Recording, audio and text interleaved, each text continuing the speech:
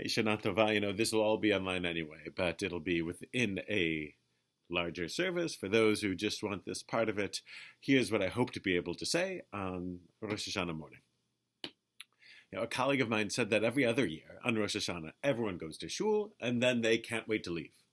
Now this year we're all at home and we wish we were in shul. But I'm sure that when this is all over, we'll be able to gather again, in holiness and joy, and we'll really appreciate being together. For about 90 minutes, I figure, then we'll get restless and look forward to going home again.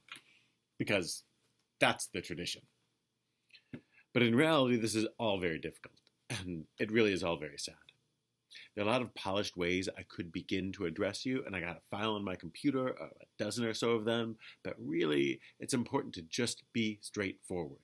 We stood here last year and prayed for a year of blessing and well-being, and it has been, instead, a very hard year. And I think of that moment in March, the sad realization that the only way to continue our synagogue's mission of connecting our community to ourselves, to each other, to God, to Torah, was by suspending some Shabbat practices, closing our doors, and going online. And having literally dedicated my life to ensuring the continuation, the development, and the flourishing of the Jewish tradition, hitting pause on any of it is exquisitely painful. So, being here, knowing that on Shabbat we'll be in our newly renovated, beautiful sanctuary that so many of you helped create, and standing there all but alone will make for an especially hard moment. And then I think back to Passover, the moment of gathering together in each other's homes, something we've been doing for thousands of years, since literally the dawn of civilization, and instead we were isolated and atomized and alone, or connecting through apps. And I love apps and phones and digital, you name it, as much as anyone. But they are no substitute for being together, really together. Lo tov ehyot ha'adam levado, the Torah says, it is not good for humans to be alone. The Midrash says that God said that on the first Rosh Hashanah. And from that first birthday of the world to this one, it is not good for people to be alone. It is hard. We need each other. And though this is a particularly painful time when some of the almost 200,000 COVID-19 deaths include some in our own community, and economic hardship looms, when we are called together but find ourselves apart, we know that we are still the inheritors of a tradition that helps us to be resilient and helps us to be proactive and helps us to live with hope. Hayom Harat Olam, our prayers say, today the world stands as at birth, a moment of birth and a time of dying, a moment of pain and potential has arrived. On both days of Rosh Hashanah, when we open the Torah, we read of Avram Avinu, Abraham, traditionally thought of as the father of our people, anachronistically the first Jew. What the Torah never says is why God calls to Abraham. There are stories in the Midrash, Abraham as a precocious kid destroying his father's idols, a literal iconoclast, or that Abraham just reasoned that if people were worshiping the stars needed to have a creator, so they must be going back an uncreated creator. There's the righteously rebelling kid, or the proto-philosopher. They're both good models. But there's another Midrash and another story that gets told. In this parable, Abraham's start is compared to a man who is traveling from place to place when he comes upon a palace in flames. And he says, is it possible that this palace lacks a person to look after it? Who would build a palace and then abandon it to flames? And then the owner of the building pops his head out of the window and says, I own the palace.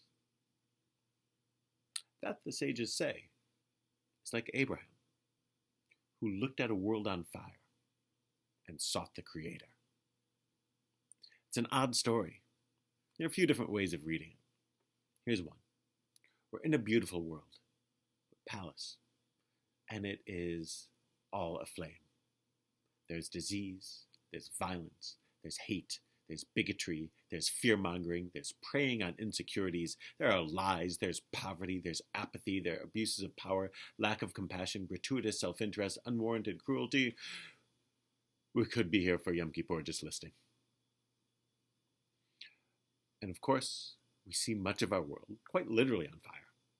Is there really no one looking after the palace? No one to put out the fire? Is the world really indifferent? Rabbi Lord Jonathan Sacks helps us unpack this. He writes that one could say God is an illusion, and that we are the blind result of blind chance. So the chaos you see is real, but there's no order to it, nor could there be. There are flames, but there is no palace. The order you think you see is a human construct. Or we could take the opposite view. God is in control of everything. Nothing happens unless it's for a good reason. It's all for the good, but only God, not humans, can see it. So there is a palace, but there are no flames. It's all for the best. The faith of Abraham begins with the refusal to accept either answer, Sacks writes. We have to know that the world matters. There is a palace, and it should be better than it is. The terrifying fire we see is real. But instead of thinking, we dream and we act. Quote, Judaism begins not in wonder that the world is, but in protest that the world is not as it ought to be, Sacks writes. The essence of Jewish life is not just to see the palace aflame. Anyone can see the palace is aflame. The essence is to say that it does not have to be that way, and I'm going to get a bucket. The implication of the story is that Abraham realizes the world is on fire and that he has to step up to help put it out. That's what it means to be in the covenant with God. That's our brit, our covenant. We are the fire brigade. That does not mean that no one else is, thank God.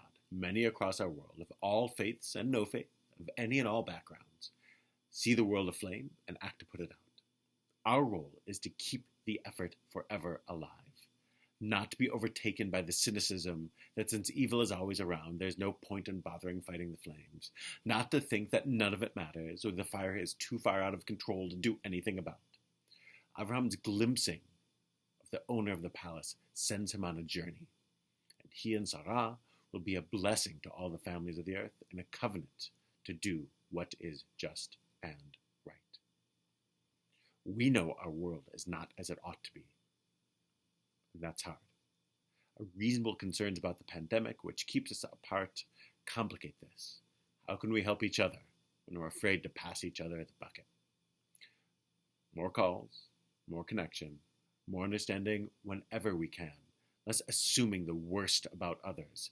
Bigotry, verbal and online, fuels many of our fires, and we are guilty of fanning the flames. We are to be unsatisfied with the palace on fire.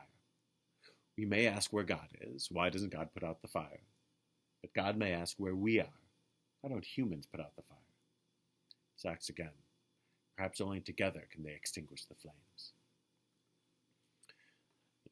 The Hebrew word for crisis is mashber. Mashber means crisis. It also means shatter. That's what Moshe does with the Ten Commandments. It also means breakers, waves. Mashber is what Jonah sinks under.